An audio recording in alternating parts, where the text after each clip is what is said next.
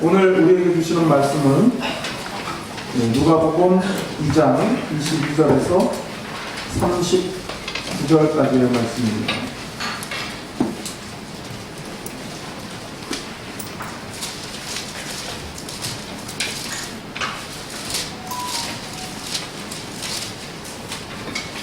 신약성경 90쪽에 있는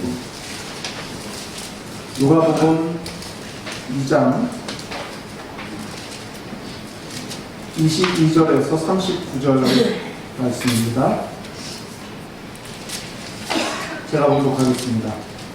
모세의 법대로 정결 예식의 날이 참에 아기를 데리고 예루살렘에 올라가니 이는 주의 율법에 쓴 바 첫 해에 처음 난 남자마다 주의 거룩한 자라 하리라 한 대로 아기를 주께 드리고 또 주의 율법에 말씀하신 대로 산비둘기 한 쌍이나 혹은 어린 집비둘기 둘로 제사하려 하니라. 예루살렘에 시므온이라는 사람이 있으니 이 사람은 의롭고 경건하여 이스라엘의 위로를 기다리는 자라. 성령이 그 위에 계시더라. 그가 주의 그리스도를 보기 전에는 죽지 아니하리라 하는 성령의 지시를 받았더니 성령의 감동으로 성전에 들어가매 마침 부모가 율법의 관례대로 행하고자 하여 그 아기 예수를 데리고 오는지라. 시므온이 아기를 안고 하나님을 찬송하여 이르되 주제여 이제는 말씀하신 대로 종을 평안히 놓아 주시는도다. 내 눈이 주의 구원을 보았사오니 이는 만민 앞에 예비하신 것이요 이방을 비추는 빛이요 주의 백성 이스라엘의 영광이니이다 하니 그의 부모가 그에 대한 말들을 놀랍게 여기더라. 시므온이 그들에게 축복하고 그의 어머니 마리아에게 말하여 이르되 보라 이는 이스라엘 중 많은 사람을 패하거나 흥하게 하며 비방을 받는 표적이 되기 위하여 세움을 받았고 또 칼이 내 마음을 찌르듯 하리니 이는 여러 사람의 마음의 생각을 드러내려 함이니라 하더라. 또 아셀 지파 바누엘의 딸 안나라 하는 선지자가 있어 나이가 매우 많았더라. 그가 결혼한 후 7해 동안 남편과 함께 살다가 과부가 되고 84세가 되었더라. 이 사람이 성전을 떠나지 아니하고 주야로 금식하며 기도함으로 섬기더니 마침 이때에 나와서 하나님께 감사하고 예루살렘의 속량을 바라는 모든 사람에게 그에 대하여 말하니라. 주의 율법을 따라 모든 일을 마치고 갈릴리로 돌아가 본 동네 나사렛에 이르니라. 아멘. 이제 이곳에서 예배를 드리기 시작한 지 100일 정도가 되었습니다. 여기 계신 대부분의 교우님들은 제가 마지막 부교육자로 있었던 그 사역지에서 만났던 분들입니다. 대부분 그때는 부목사와 또 성도의 관계로 알지만 깊지 않은 관계, 얇게 알고 짧게 아는 관계, 그런 관계였습니다. 그리고 12년 정도 지난 지금이 되어서 다시 만나게 되었는데 이제는 그때와는 좀 다른 의미의 만남이 되었다고 생각이 됩니다. 여러분만의 사연 그리고 저만의 사연, 일주일만 알았던 별개의 각각의 사연이 이제 하나의 이야기로 연결이 되었습니다.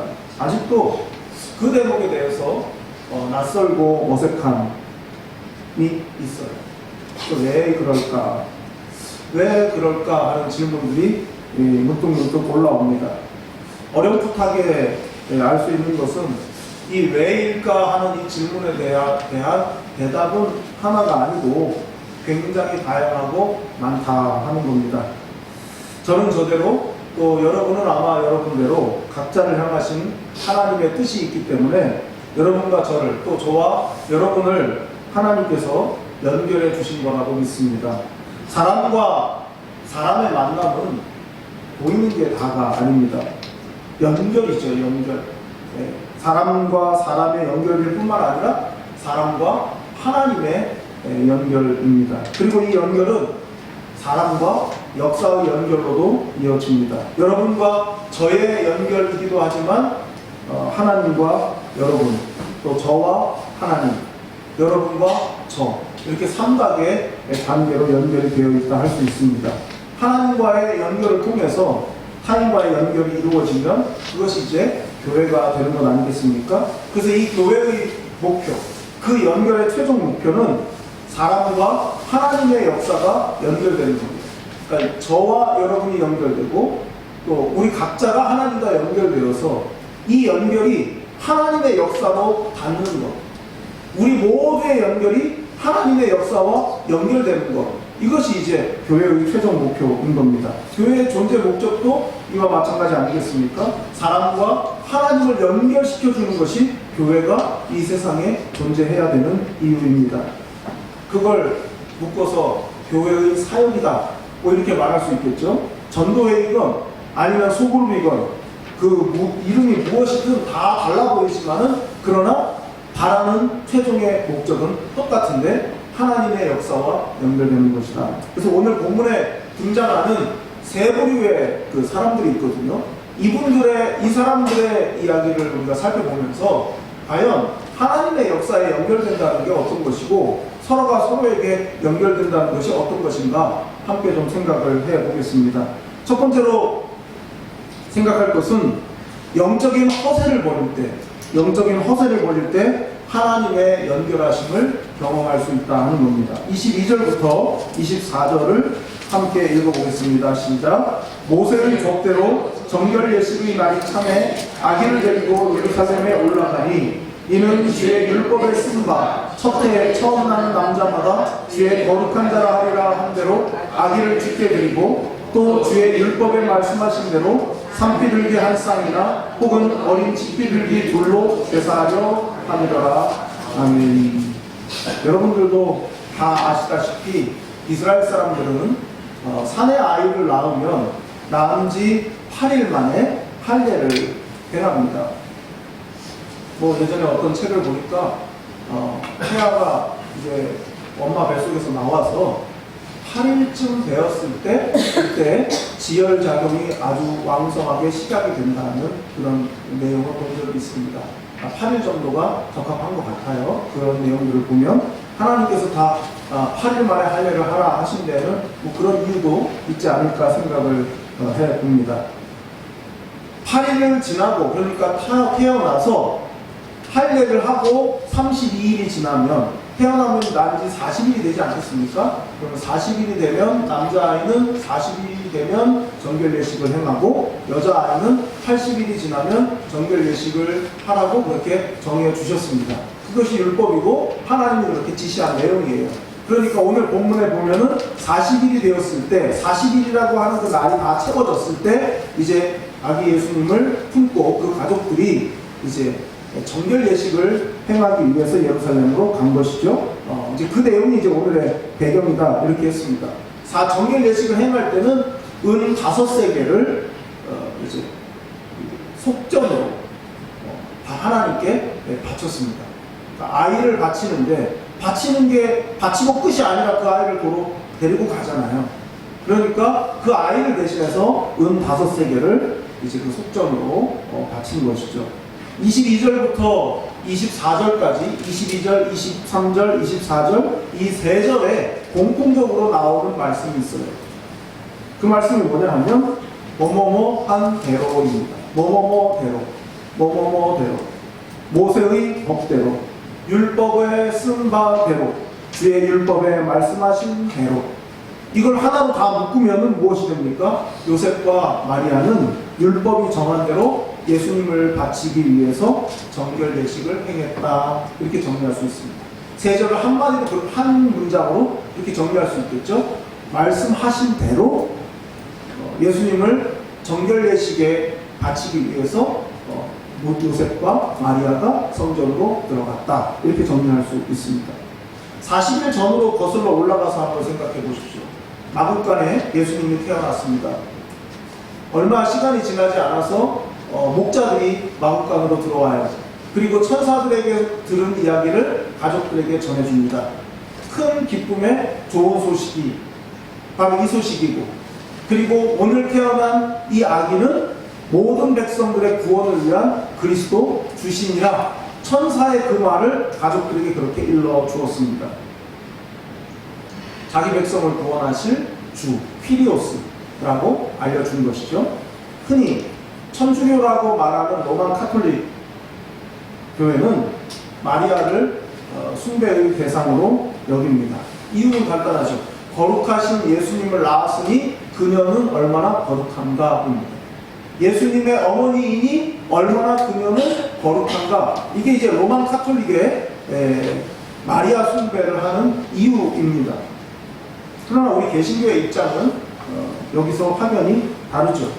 거룩하신 예수님을 잉태하고 나았으나 마리아 역시 구원받아야 할 대상, 마리아 역시 죄인이다 하는 것이 우리 개신교의 입장입니다. 따라서 마리아는 결단코 숭배의 대상이 될 수 없습니다.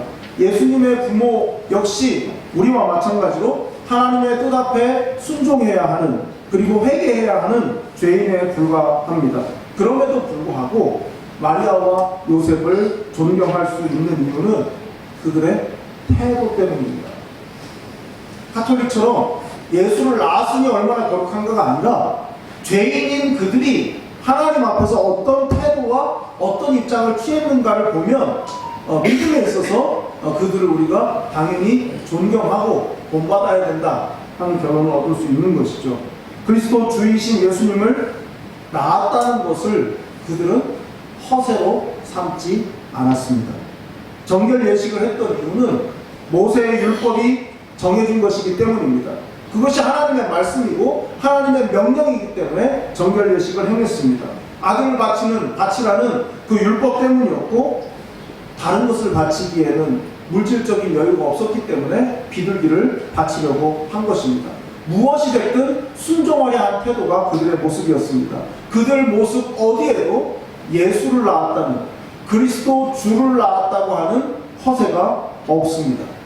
위대한 하나님의 역사를 일구어가는 한복판에 있던 사람들이었지만 말씀에 순종하며 사는 것에는 조금도 바뀐 게 없었습니다. 교회 안에서 사용되는 용어들 가운데 잘못된 표현들이 많이 있습니다. 예를 들면 중직자라는 말입니다. 중직자가 뭡니까? 중직자가 무슨 중자겠습니까? 무겁다 중자 아니겠습니까? 그럼 교회에서 중직자라 이렇게 말을 하기 시작하면 그럼 교회 안에 정직자, 가벼운 직분자가 있는 겁니까?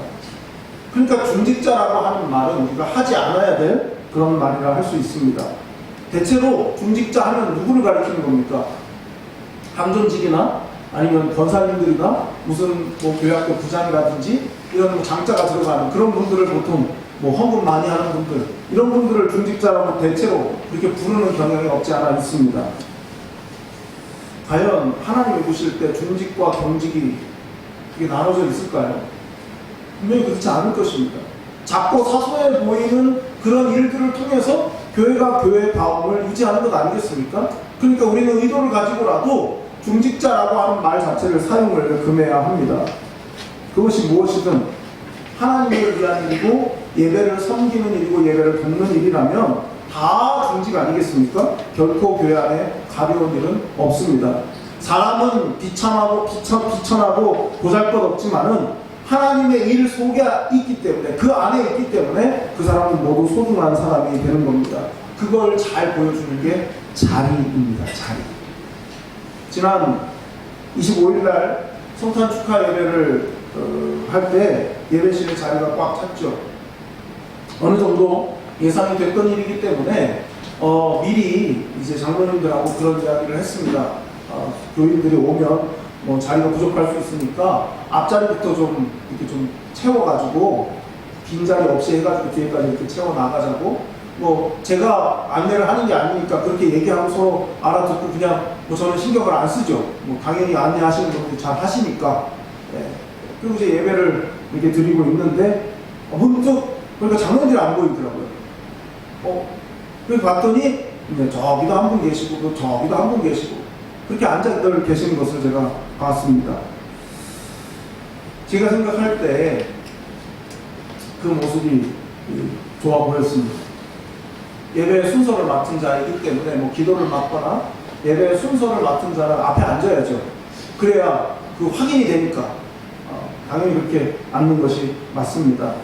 그렇지만은 자리를 딱 정해놓고 앉는 거, 여기는 무슨 석, 교회 가면 무슨 석, 무슨 VIP석처럼 여기는 무슨 석, 여기는 무슨 석, 여기는 권사석 이렇게 해두면 과연 그게 하나님이 기뻐하시는 일일까? 으뜸이 되고자 하려면 말석에 앉으라고 그러셨는데 주님도 잔치의 자리에 가면 상석에 앉지 말고 말석에 앉으라고 하셨는데, 자리가 아무것도 아닌 것 같지만은 그렇게 중요합니다. 저는 항상 마음속에 부부가 함께 앉는 게 좋다 생각합니다. 부부가 함께 앉아야죠. 일주일 내내 따로따로, 방도 각방, 교회 와도 따로따로. 네. 저는 부부가 함께 앉는 게 제일 좋다고 생각합니다. 예배 드리는 거잖아요, 하나님께. 강단에 목사의 자리를 따로 만들지 않은 건 제가 신학생 때부터 마음먹었던 것입니다. 목회자의 자리가, 설교자의 자리가 앞에 있는 거, 그거 여러 가지 편리한 점이 참 많습니다. 하지만 말씀 자체에 권위가 있는 것이지, 어디에 앉고 어디에 섰다고 권위가 있고 없고 하지 않다고 저는 확신합니다. 하나님 말씀 자체의 권위로 나아가야죠. 사실 불편해요. 어느 날은 이 자리에 앉았다, 어느 날은 저 자리에 앉았다. 목사가 그러는 게 보기 안 좋다고 그런 말씀도 하시고, 그래도 목사님 자리는 위에 있어야죠, 그렇게 하시는데, 그 마음을 제가 충분히 이해하지만 그건 제 고집이죠. 그러고 싶지가 않습니다. 누구도 다 어떤 경우도 특별한 무슨 행사를 하느라 목사님들을 많이 초대해가지고 순서를 맡겨드리면 그분들이 다 어딘가에서 앉아있다 나오고 이게 번잡스러우니까 그럴 때는 앞에 할 수 있겠지만은 그때를 제외하고는 자리가 없는데 좋다고 생각하고요. 교회가 커져서 좌석수가 막 늘어나게 되면은 뒤에 자리에서 안 보이기 때문에 강단 자체의 이 높이를 좀 높일 수는 있다고 생각합니다. 조금만 목사가 부지런하게 오르내리면 그것도 어려운 일은 결코 아니라고 생각을 합니다. 강대상 뒤에 자리가 있다 보면 자칫 특권의식 같은 것을 가질 수 있기 때문에 조심스럽습니다. 목사와 기도하시는 장로님이 서로 기도 순서를 이렇게 하면서 마주칠 때 서로 인사하는 거 참 보기 안 좋더라고요. 예배 드리는 거잖아요. 지금 하나님만 예배하고 하나님만 높이는데 누군가에게 고개를 숙이고 이거 좋은 것 같지 않습니다. 그래서 저는 그걸 반대해요. 예전에 그런 얘기도 하시더라고요. 교육자들이 올라와서 인사하고 내려갈 때 담임 목사님께 인사하는 모습이 좋아가지고 저 목사 참 사람이 깍듯하다고 그런 얘기도 제 귀에 들은 적이 있습니다. 근데 그건 아니죠. 하나님만 바라봐야 되는 예배 시간에 사람에게 인사하는 거 별로 좋지 않습니다. 우리가 서로 성도의 교제로서 한 주간 잘 지냈냐고 손 악수하고 얼굴 한번 쳐다보는 거 그거 나쁘지 않습니다. 그러나 예배 중심에 있는 그곳에서 사람에게 인사하는 것은 별로 좋아 보이지 않아요. 하나님의 일을 하는 것이 우리의 허세가 되면 안 됩니다. 매우 조심스러운 일입니다. 교회에서 무언가를 결정해야 하는 자리에 있는 사람들, 또 뭔가를 이야기하는 입장에 있는 사람들, 하나님의 일을 한다고 그것이 결코 허세가 되면 안 되는 것입니다. 요셉과 마리아를 보십시오. 주님인데도 천사가, 목자가 와서 낳은 아기가 누구인지를 분명하게 알려주었는데도 아무 일도 없었다는 것이 정결례식 그대로 말씀에 순종해서 합니다. 이게 우리의 모습이어야 됩니다. 여러분은 어떻습니까? 혹시 여러분 안에 주님의 일을 한다는 미명하에 혹시 허세를 부리신 적은 없으십니까? 그 정도는 아닐지라도 마음속으로 내가 주의 일을 하니까 나부터 편의를 좀 봐주어야 한다는 자기중심적인 생각을 갖고 계시지는 않습니까? 예수님을 등에 업고 간 나귀처럼 그 나귀처럼 잊혀질까봐 그것을 혹시 두려워하지는 않으십니까? 영적인 허세와 특권의식을 버릴 수 있어야 하나님의 역사에 연결될 수 있음을 꼭 기억하시기를 바랍니다. 둘째로 성령님께 순종할 때 하나님의 연결하심을 경험하게 됩니다. 25절부터 27절을 함께 읽겠습니다. 시작. 예루살렘에 시몬이라는 사람이 있으니 이 사람은 그리고 복음하여 이스라엘의 이름을 위하여 자라 성령이 그에게 계시더라. 그가 주의 그리스도를 보기 전에는 죽지 아니하리라 하는 성령의 지시를 받았더니 성령의 감동으로 성전에 들어가매 마침 부모가 율법의 관례대로 행하고자 하여 그 아기 예수를 데리고 보내자. 아멘. 시므온이라고 하는 인물이 등장합니다. 이 사람에 대한 소개는 25절에 있는데요. 의롭고 경건한 사람이라는 말, 그 말이 나오죠. 의롭고 경건한 사람, 신앙인의 그 책무, 의무에 충실한 사람이다. 뭐 이제 그런 뜻이 되는 것이죠. 그리고 이스라엘의 위로를 기다린다는 그런 표현이 나오는데요. 메시아의 오심을 기다린다. 그런 뜻이 되는 것이고요. 또 그런 시므온 위에 성령님이 머물고 계셨다라고 했습니다. 바로 그 성령님께서 시므온에게 주신 계시는 그토록 학수고대하는 메시아가 올 것인데 그때까지 너는 죽지 않을 거다. 메시아가 오심을 너는 보게 될 것이다. 그때까지 너는 죽지 않는다 하는 것을 성령께서 알려주셨습니다. 그러니까 성령님께서 그 위에 머물고 계셨고 성령님께서 시므온에게 계시의 말씀을 주셨고 그 말씀을 마음에 새기고 그것을 확실히 믿고 있는 바로 그 시므온, 그 사람은 성령님께 연결된 사람인데 이 성령님께 연결된 이 시므온이라고 하는 사람이 아기 예수의 나심을 보게 되었으니 성령님께 연결된 이 시므온이 예수님께도 연결되었다. 이렇게 정리해 볼 수가 있습니다. 22절부터 24절까지로 돌아가서 보면 예수님의 부모들은 아무리 자신들이 위대한 사명을 받은 자라 할지라도 그걸 특권으로 여기지 않고 말씀에 순종하는 지극히 평범한 삶을 살았습니다. 바로 그런 사람들과 연결되는 복을 누린 사람이 누굽니까? 시므온이에요. 말씀대로 순종하는 사람 요셉과 마리아가 성령님께 순종하는 사람 시므온과 연결되는 장면이 바로 이제 오늘 본문이다 이렇게 말할 수가 있습니다. 사람과 사람을 연결하시고 사명과 사명을 연결하시는 하나님의 방법은 말씀과 바로 성령입니다. 말씀과 성령이 있어야 사명과 사명이 연결되고 사람과 사람, 사명자와 사명자가 연결될 수 있는 것입니다. 28절을 보겠습니다. 주제요, 이제는 말씀하신 대로 종을 평안히 놓아주시는도다. 아멘. 시므온이 아기 예수님을 딱 품에 안고 한 첫 마디의 말이 말씀하신 대로 종을 평안히 놓아주시는 것. 이게 무슨 뜻이 되겠습니까? 내가 성령님을 통해서 계시를 받았고 성령님께서 내게 주신 말씀은 네가 메시아를 볼 때까지는 결코 죽지 않겠다 이렇게 말씀하셨는데 내가 오늘 바로 그 메시아를 품에 안았습니다. 종을 평안히 놓아주시는구나 이 말을 보겠습니다. 죽어도 여한이 없습니다.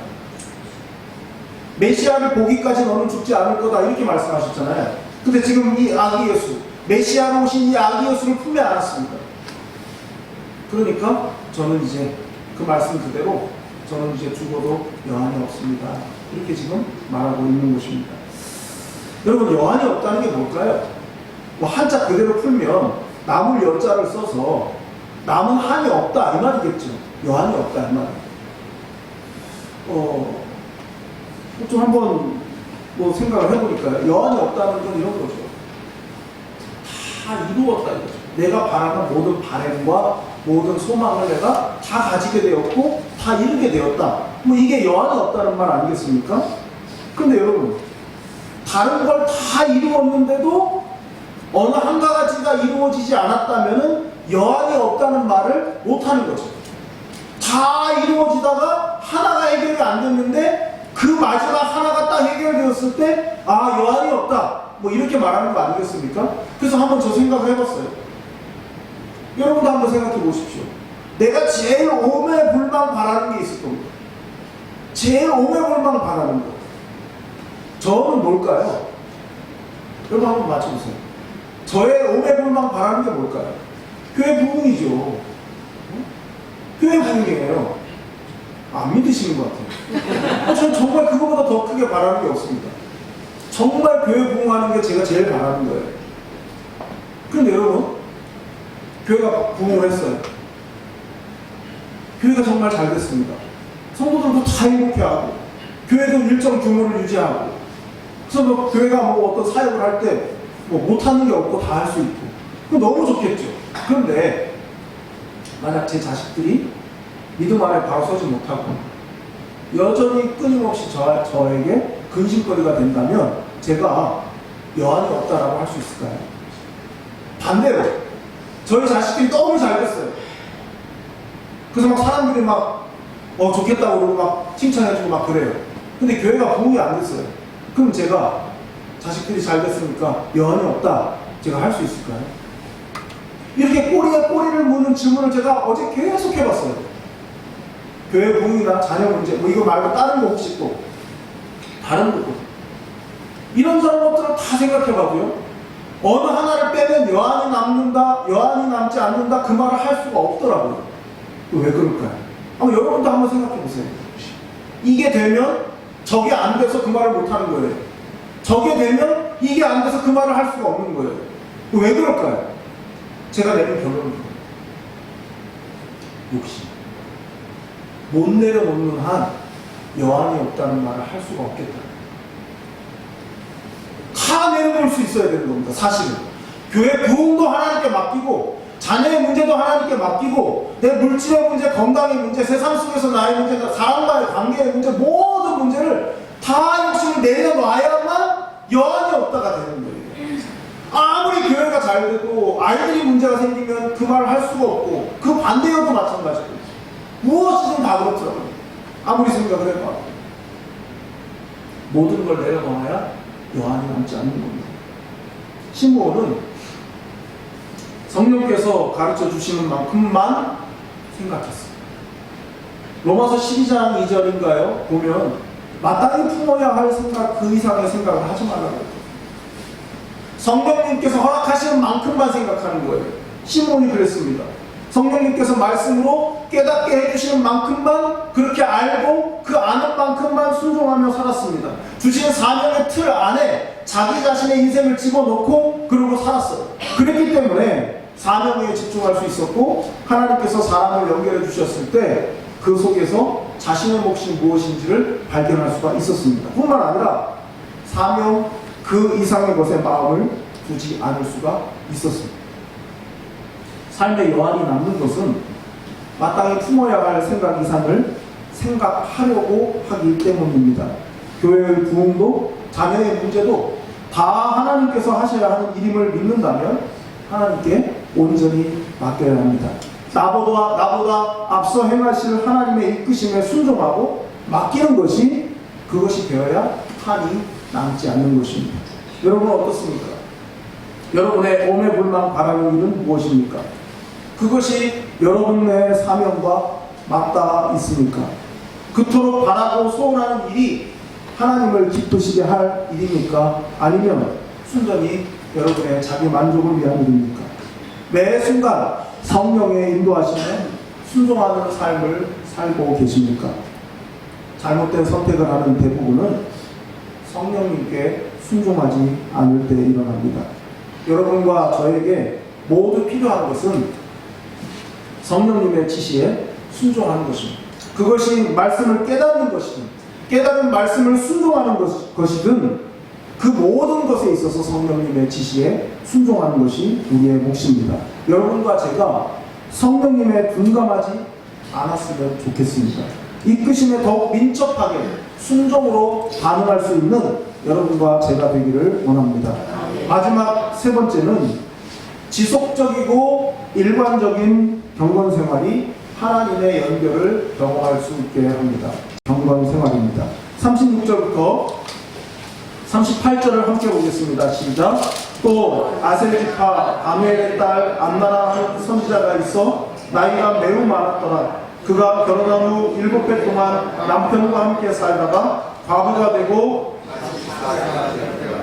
이 사람이 성전을 떠나지 아니하고 이자로 지키며 기도하고 마침 이때에 나와서 하나님께 감사하고 예루살렘의 속량을 바라는 모든 사람에게 그에 대하여 바라니라. 아멘. 요셉과 마리아 부부를 봤고요. 그 다음에 시므온을 봤고요. 그 다음에 지금 안나라고 하는 여자 선지자의 이야기가 나옵니다. 이 여선지자 안나는 과부였다 이렇게 말해요. 그러니까 이름과 선지자라는 것을 소개하고는 바로 다음 나오는 말이 나이가 매우 많았다 이렇게 말합니다. 나이가 많았다가 정도가 아니라 나이가 매우 많았다 이렇게 말하고 있어요. 우리도 그렇지만 이스라엘도 그 당시에 조본의 풍습이 있었기 때문에 여자의 경우 14살 정도 되면 이제 약 결혼을 했습니다.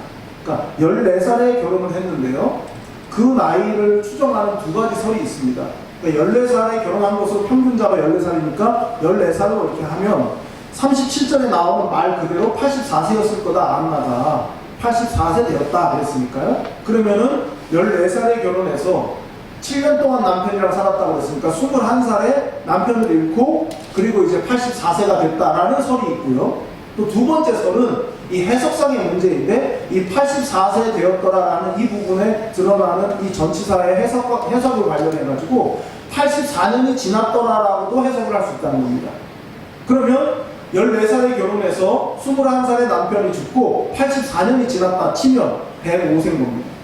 그래서 저는 개인적으로 두 가지 설 중에 105세를 저는 그렇게 생각해요. 왜냐하면 매우 나이가 많았다 그랬으니까. 그 당시로서는 84세도 엄청 많이 사는 겁니다.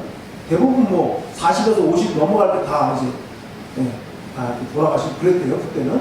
그러니까 이제 84세도 나이가 굉장히 많은 건데 매우 많았다 그런 걸 보면은 그냥 제 생각에는 105세가 아니었을까 이제 그렇게 생각을 합니다. 뭐 105세든 84세든 적지 않은 나이인데요.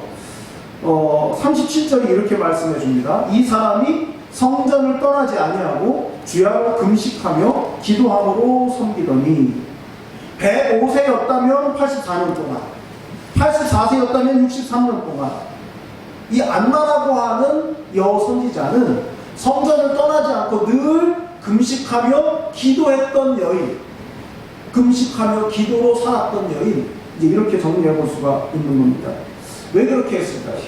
섬겼다라는 말이 예배와 관련된 말이거든요. 그러니까 이 안나라고 하는 여인은 예루살렘 성전에서 아마 여인의 뜰까지만 갈 수 있으니까 여인의 뜰에서 늘 금식하며 기도하는 그 세월을 84년 혹은 63년을 그렇게 보냈다. 왜 그랬을까요? 결혼한 지 불과 7년 만에 남편을 잃고 그 여인이 살아가는 삶의 방식이지 않았을까? 우리가 흔히 하는 말로 하나님 아니면 이 안나라고 하는 여인은 삶의 즐거움을 알 수가 없기 때문에 그냥 그게 다인 인생, 하나님께 엎드려서 기도하는 게 그냥 그게 전부인 인생, 그런 삶을 살았을 거다 우리가 생각하면서 그것이 아니었다면 그 홀로 된 여인이 그 남성 중심의 그 사회 속에서 얼마나 어려운 나날을 보냈겠는가 이제 생각을 해볼 수가 있습니다. 그런데 한 가지 단서가 한 가지 있어요. 왜 시므온은 그냥 시므온이라고 했는데 이 안나는 아셀 지파 바누엘의 딸 안나라고 했을까? 그게 단서예요. 왜 그랬을까? 바누엘이라는 말이 페누엘입니다. 우리말로 쓰는 거나 이제 바누엘로 이렇게 번역이 됐는데 페누엘인데요. 페누엘이 무슨 말이냐? 드니엘입니다. 드니엘. 드니엘이 뭐죠? 하나님의 얼굴. 누가는 의사잖아요. 의사인 누가가 누가복음을 기록하면서 다 의도를 가지고, 그러니까 시므온은 누구의 아들이다, 무슨 지파다 이 얘기가 없잖아요. 시므온은 그냥 시므온이라고, 예수님의 부모는 그냥 부모라고 해놓고 왜 안나만 바누엘의 바누엘의 딸이라고 했을까? 그것이 힌트인 거죠. 왜 이 오랜 세월, 이 안나라고 하는 이 여인은 그 오랜 세월을 성전을 떠나지 않고 금식과 기도로 하나님을 예배했을까? 그 이유는 하나님의 얼굴을 배우는 것이 안나의 유일한 즐거움이고 유일한 소망이었기 때문 아니겠습니까? 그녀는 항상 머무는 예배의 자리, 한결같은 경건의 자리를 지켰습니다. 그 결과가 무엇입니까? 38절 함께 읽어보겠습니다. 시작. 마침 이때에 나와서 하나님께 감사하고 예루살렘의 소명을 바라는 모든 사람에게 그에 대하여 말하니라. 아멘. 마침 이때가 언제겠습니까? 시므온이 예수님을 품에 안고 하나님을 찬송하고 그리고 이 예수님이 누구신지에 대해서 말하고 있을 바로 그때에, 마침 그때에 안나가 등장한 것입니다. 바로 그때 안나가 주님을 보면서 했던 게 뭡니까? 감사했다고 그랬어요. 감사. 예루살렘의 속량을 바라는 사람들에게 그리고 예수님이 누구신지를 이 안나가 말해 주었습니다. 지나온 63년이든 84년이든 그 긴 세월 금식하고 기도하며 한결같은 걸음을 유지할 수 있었던 단 하나의 이유는 바로 예수님의 얼굴을 배웠기를 바라는 그 소망 때문이었습니다. 그게 84년, 그게 63년이었던 겁니다. 매일매일의 삶을 지켜낼 수 있었던 것은 하나님의 얼굴을 배웠고 살며 메시아로 오실 주님을 만날 그날을 두 눈으로 똑똑히 내가 그분을 배울 것을 기대하며 살았기 때문입니다. 지나온 험난했던 세월을 이 한순간, 바로 이 순간에 모두 잊을 수 있었을 것입니다. 안나가 사람들 앞에서 예수님에 대해서 말할 수 있는 근거가 뭐겠습니까? 여러분, 제가 80년을 60년을 한결같이 이 자리를 지켜온 이유가 뭐겠습니까? 제가 오늘에 이르기까지 이 긴 세월을 날마다 금식하며 기도하며 하나님께 감사하고 예배했던 이유가 뭘까요? 바로 저 아기, 우리의 구원을 위해서 이 땅에 오신 하나님의 아들 독생자 예수 그리스도를 저분을 내가 뵙고자 하는 그 마음으로 내가 80년을 하루같이 지나왔습니다. 여러분, 우리가 하나님 앞에 엎드려 기도하는 이유가 뭡니까? 우리가 하나님을 예배하는 이유가 뭡니까? 언젠가 하나님을 우리의 눈으로 보게 돼. 우리 주님을 우리의 눈으로 보게 돼. 그날을 위해서, 그날이 부끄럽지 않기 위해서, 그날 주님의 얼굴을 똑똑히 바라볼 수 있기 위해서 매일 매 순간마다 말씀대로 살고 기도하고 엎드리는 거 아니겠습니까? 그동안의 삶이 남들 보기에는 아마 이 안나를 보는 다른 사람들의 마음은 안타깝고 치분하고 성전에서 금식하고 기도하는 그 모습이 다른 사람 같으면 와 멋지다 훌륭하다 였겠지만 안나를 바라볼 때는 사람들이 그러지 못하지 않았겠습니까? 그런 시선에 아랑곳하지 않고 늘 금식하며 기도로 살았습니다. 자신이 그렇게 살 수 있었던 이유는 바로 이분을 내가 배웠기 위해서였다. 여러분 어떻습니까? 매일매일 똑같은 그 반복되는 경건 생활의 그 가치를 여러분은 인정하십니까? 어쩔 수 없어서 하는 경건 생활입니까? 아니면 주님의 얼굴을 배웠기를 바라는 경건 생활이십니까? 연결고리처럼 쓰임 받으려면 요셉과 마리아처럼 위대한 역사에 참여하는 것이 특권이 아니라는 것을 알아야 합니다. 시므온처럼 성령님의 인도하심에 순종할 수 있어야 하고요. 그리고 이 안나처럼 그때를 진득하니 기다릴 수 있어야 합니다. 그냥 기다리는 것이 아니고 경건 생활을 한결같이 이어가면서 기다려야 할 것입니다. 하나님은 지극히 개인적인 일 같은 각각의 삶을 서로가 서로에게 연결되도록 해주셨습니다. 그리고 그들의 삶과 또 증언을 통해서 하나님의 나라를 확장해 가셨습니다. 사랑하는 교우 여러분, 미천한 우리가 하나님과 연결될 수 있었던 것은 예수 그리스도의 십자가 때문이었습니다. 예수님의 십자가가 또한 우리를 하나님께 연결했고 우리 서로를 연결했습니다. 매일같이 주님을 만나기를 소원했던 안나처럼 시몬이 기다렸던 것처럼 더욱 주님을 사랑하며 주님을 만나 배웠기를 사모하는 가운데 한결같은 경건 생활을 이어가시는 여러분들이 되시기를 바랍니다. 우리 한사랑교회가 서로가 서로에게 연결되어서 주님의 몸을 연결해가는 거룩한 복을 누리는 교회가 될 수 있기를 간절히 바랍니다. 고맙습니다.